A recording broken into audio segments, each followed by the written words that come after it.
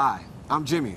I'm at the Beach United Methodist Church, where an organization called BEAM is making sure that thousands of children in the Jacksonville Beach area have everything that they need to go back to school and succeed.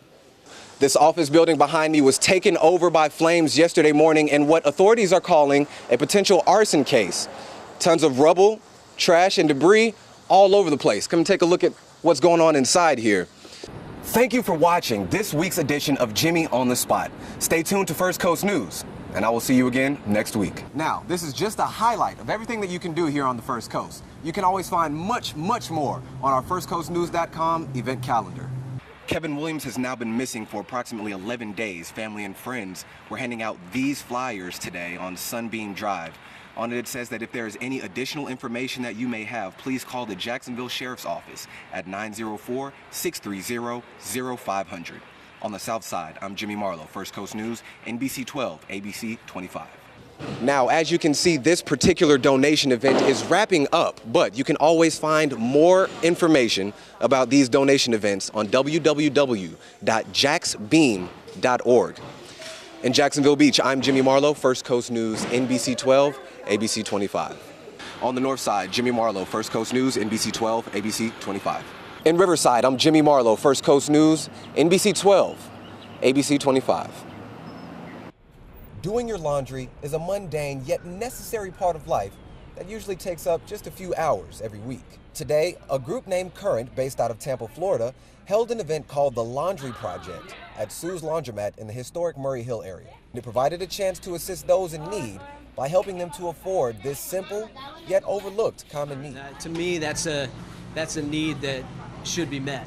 It's something that everyone needs. Everyone needs clean laundry. To date, the organization has washed and dried the clothing and linen of more than 3,000 families in 7 counties in Florida, which totals an overwhelming 15,000 loads of clothes washed free of charge by this selfless group. President Jason Soul adds that even though it may seem awkward, there's no wrinkle in his organization's agenda. People just don't do anything just to love the community a lot of times with no strings attached. And so when they encounter that, people are shocked, and they want to know what the catch is, but there really is no catch. We just want to show some love to the community. Larry Olette lives just around the corner and has been washing his clothes at this laundromat every week for nearly 20 years, and says that this all caught him off guard. We could do your laundry free.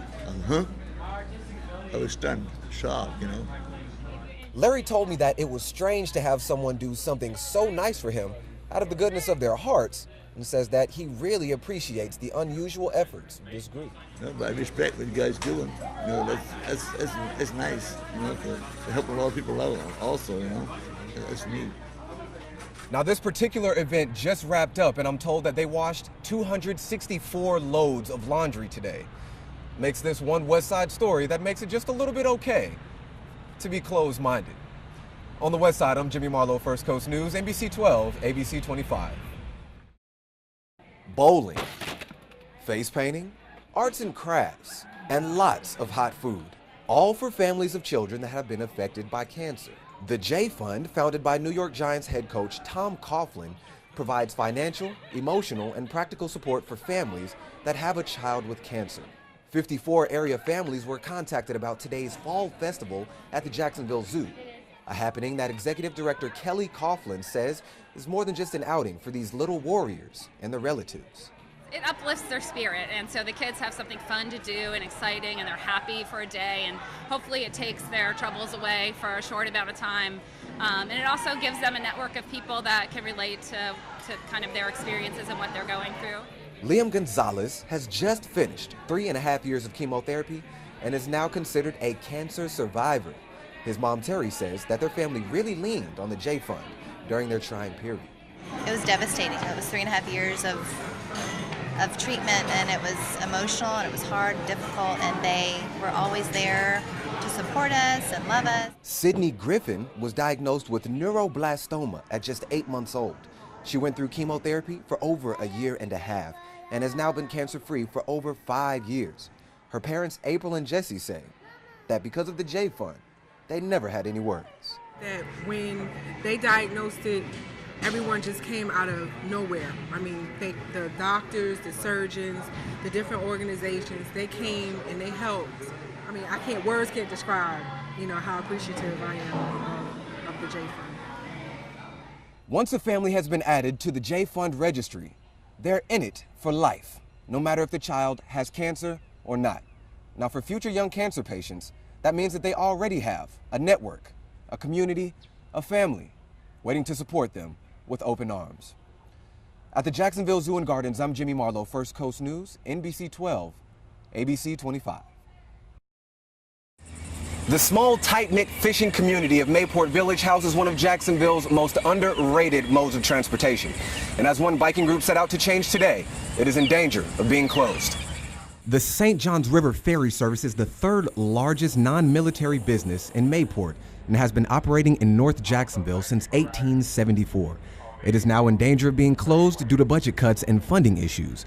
Shannon Blankenship is a member of the Rising Tides, a branch of the St. Johns Riverkeeper.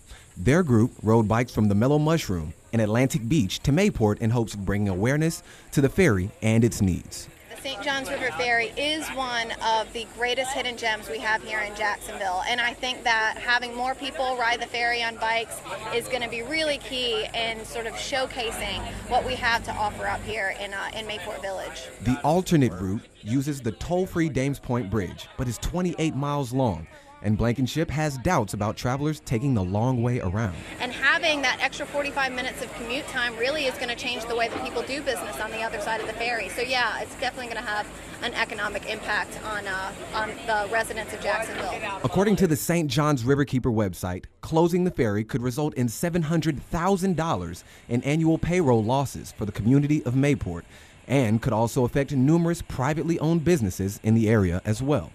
Nancy Rowe is a volunteer ferry ambassador and is dedicated to keeping this local landmark open by spreading the word about its importance to Jacksonville and surrounding areas. And she is asking everyone to get involved.